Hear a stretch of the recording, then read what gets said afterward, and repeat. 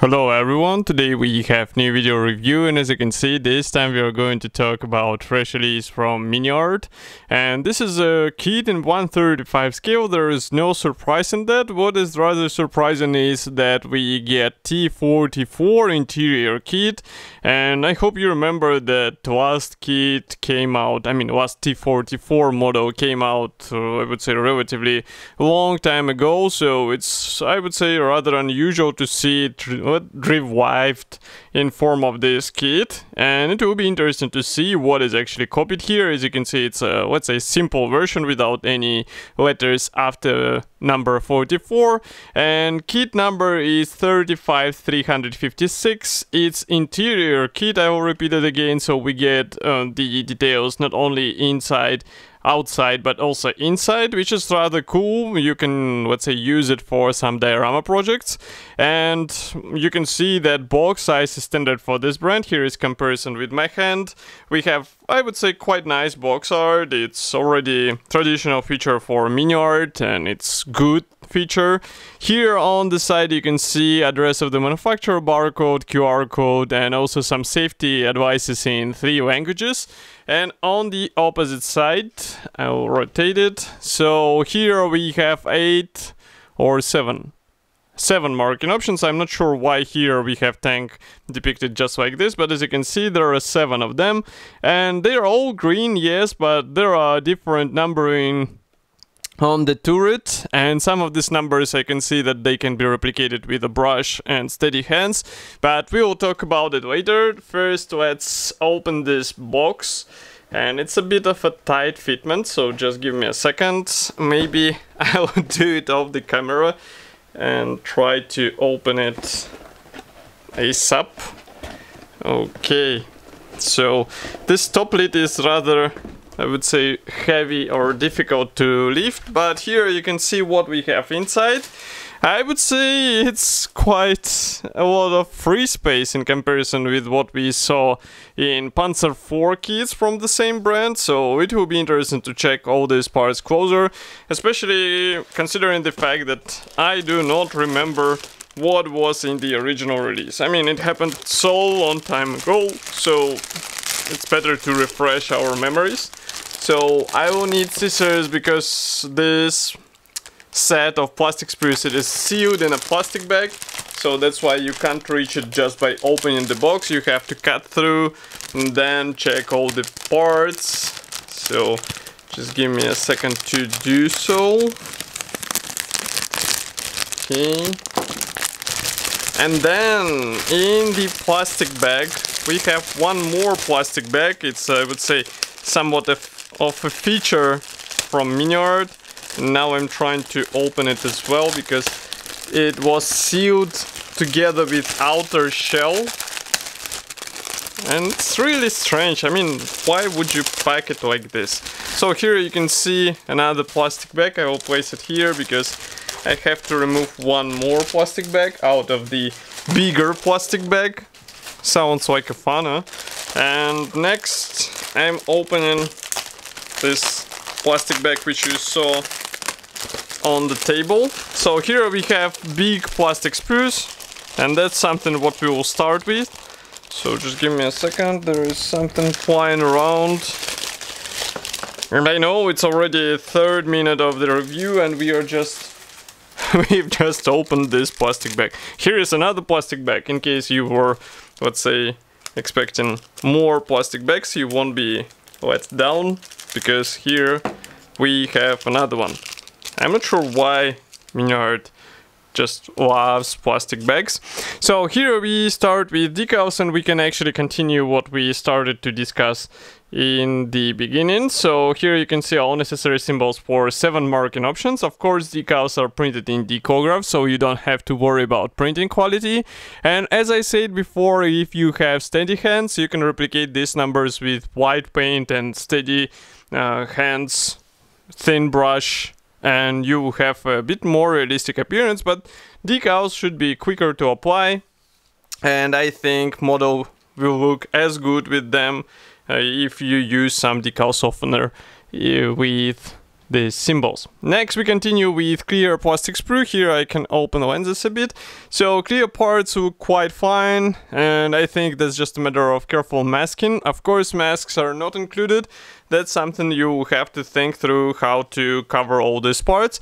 Here we have a small envelope with Miniart logo. Usually they pack PE parts in such thing, and this kit is not an exclusion from this rule. So here we have unpainted PE thread, and as you can see it will be used not only for external features but also for some internal things.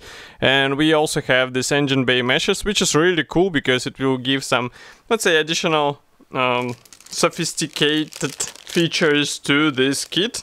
And in the meantime, I hope you hear I'm opening another plastic bag. So here we have spare tracks.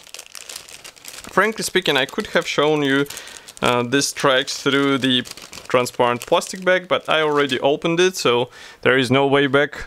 And here, by the way, you can see these tracks. Maybe we can zoom in a bit more, and you can see that these plastic tracks look quite good, and it's definitely better than typical vinyl offering. So it's just a matter of careful assembly, and you have a really nice copy of the tracks on your tank. Next we begin with a large gray plastic sprue. So this one is dedicated to mix of various parts. So let's zoom out a bit. And here you can see that we have, let's open the lenses a bit. So we have two red parts. You can notice that we have side armor here. It has nice texture on it. Here is the top panel, here is the lower panel. We also have some parts for the main gun. We have one piece main barrel. And that's also a cool feature because it will make it easier to get a nice finish on your tank. Here you can take a look at this texture on the turret parts. And by the way, here is the top one. It was smooth on the real tank, but also note this welding seams on this element, as well as here on the lower section of the turret. And that's the main barrel.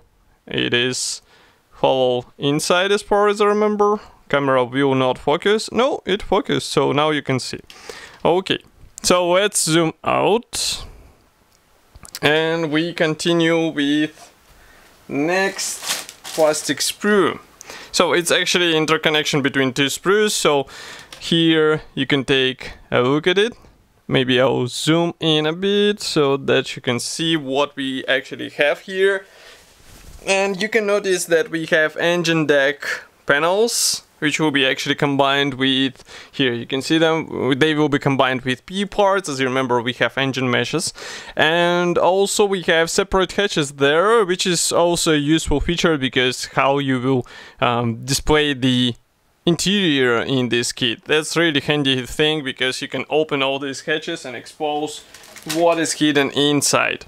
Next we continue with small sprues, and here is where the fun begins because you will have to be careful in order not to lose any of this because there are no spare parts obviously, and some of these parts and sprues, they're really tiny. Here you can see comparison with my fingers, so definitely pay attention to what you are doing with these parts so that you won't end up with some lost elements. Here we continue with slightly wider plastic sprue, so this one is dedicated to mostly interior elements. We have even machine gun here, and everything looks cool, so we can move on to the next plastic sprue. I just need to sort several frames here. Okay, so what do we have here is this plastic sprue. Here we have storage boxes and these separate hatches. Here I think we should turn it over because hatches are detailed from both sides, which is also quite a handy feature. It would be strange to see a plain panels out of the box, and here Miniart actually thought it through, and we have, I would say, nicely detailed parts out of the box. Next we continue with this frame, so it is provided in 5 pieces, and as far as I can understand, it will be used for the interior parts, and I'm not sure where it will apply, maybe for some suspension elements, because you can see that here we have these 2 large parts and they are given in 5 multiplied by 2 in 10 pieces, so maybe that's why we have them here. Okay, next we continue with fuel tank parts. So each fuel tank should be assembled out of 2 hulls.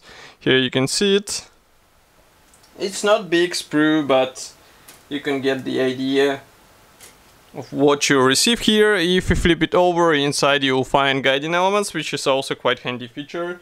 And it will speed up the assembly process because you won't have to worry on what to do. Here is another set of small bits, so be ready to install it on your model. Next we continue with, I would say, quite impressive amount of the ordnance and also suspension parts. As far as you can see, they're also combined here.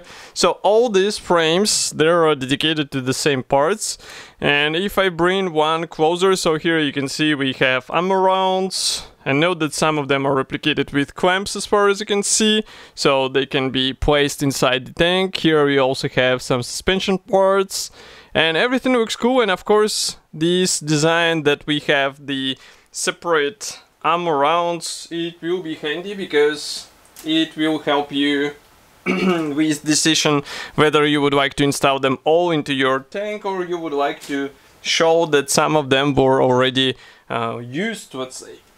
Okay, next we continue with wider plastic frames. So this one is dedicated to the engine parts, and engine should be quite detailed here, so I would recommend to spend some time painting and weathering it. It's totally worth it and you will be surprised with final result. Maybe also a good idea is to add some wiring here because it will provide you with even more features if you're getting ready to open the engine bay. Here we continue with the thin part. I guess that will be the torsion bar because it is provided in 1, 2, 3, 4, 5, 6, 7, 8, 9, 10 pieces. That's what I found. Here you can see them.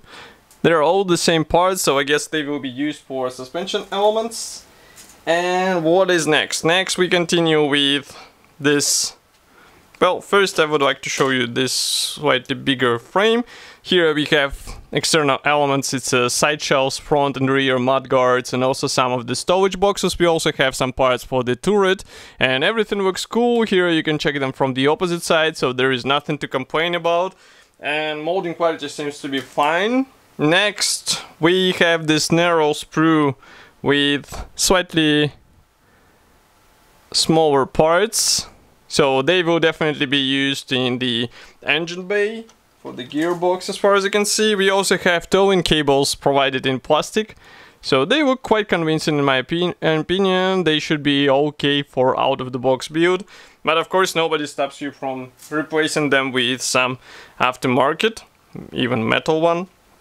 Here we continue with some hull parts. So if I zoom out, you can see that the lower hull sections should be assembled out of separate panels, and you will have to be careful with alignment. Even though we have all the necessary guiding elements there, still I would rather suggest to pay attention to the overall fitment and maybe do the dry fitment before gluing everything into the place. It's always a good idea to do so that you don't end up with an ugly result. And what I'm trying to do at the moment is to open another plastic bag, which is smaller, but here we have also some important parts, and I will show them in a second. So let's remove this plastic sprue. And here you can see, for example, these drivetrain parts, which are combined together with tracks. Note that road wheels, they are molded together with rubber sections, so you will have to use some template in order to carefully paint this part, but tracks look quite nice. I can even bring them closer so that you can see what we have here. Really nice quality, and of course it's cool to get it out of the box. And we have several more parts. These are actually panels for the interior. So if I zoom out here, you can see what I'm talking about, and they will be also handy for fine features on your model. Next we continue with assembly manual. So this one is printed in form of typical Miniart brochure, so that's why I have to zoom out a bit, close the lenses so that you won't be blinded by this white color. And Okay, so here we have two marking options. These are the first two options, but as you remember, we have 7 in total. Parts map is the next one, and here we continue with 2 more pages dedicated to parts map. So as you can see, these large parts, they are actually dedicated or should be used for the suspension. We have torsion bars, so I guess it will be a movable suspension. I did not assemble this T-44 kit, I assembled T-55, but still it's visible that there should be some movable parts, at least flexible ones. And next we proceed with assembly of the interior. Here you can see driver's place or seat. As you can see, a lot of internal elements will be actually fixed on the hull parts. And as you can see, only on this step, number 13, we actually start to combine these hull panels together, so pay attention to this fitment, as I said before. Next, we proceed with the engine bay. Here you have to assemble engine and gearbox together. As I said before, you can also think about adding maybe wiring to this power plant, because it will look impressive, and it will also add some fine touch to your model. In 1/35 scale it will be a noticeable feature. Next we continue with some parts for the fighting compartment. So for example, here we have a storage for this machine gun magazines. We also have ammo rounds fixed on the hull wall or interior wall. We have option for the open or closed hatch. And what is next? Next we start installing the top part. So as you can see, glacis plate and top hull panel. Here we proceed with some parts for the rear section. So as you remember, I said that there is open and closed version, so you will be able to choose which one you would like to depict on your model. Here we have also option for the open radiator area or engine bay area. The same applies to this small hatch on the rear section. What is next? Next we assemble storage boxes. We also install these fuel tanks from both sides. And spare tracks, front mud guards. Here we have towing cable, so as you can see, you can either use the plastic one or replace it with a metal wire.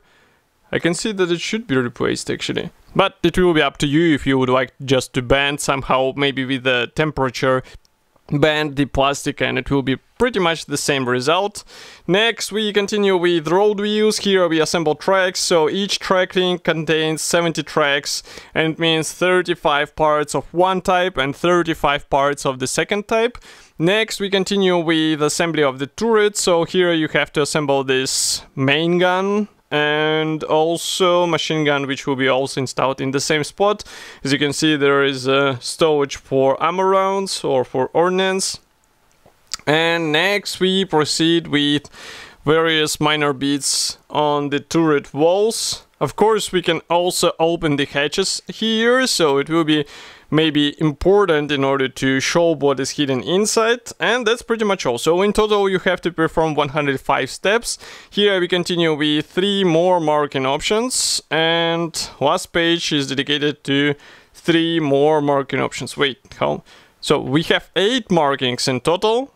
I guess one did not fit or something like this, but 8 markings is even cooler if you consider it in context of this 1/35 scale kit. So it should be already available. You can get it on Modelimex webshop. Of course, I will be happy to hear your opinion about such a list. Do not forget to write it here in the comment section below. If you like this video, press the like button, subscribe to our YouTube channel, and I will see you in the next video review as usual. Thank you for joining me today, and bye!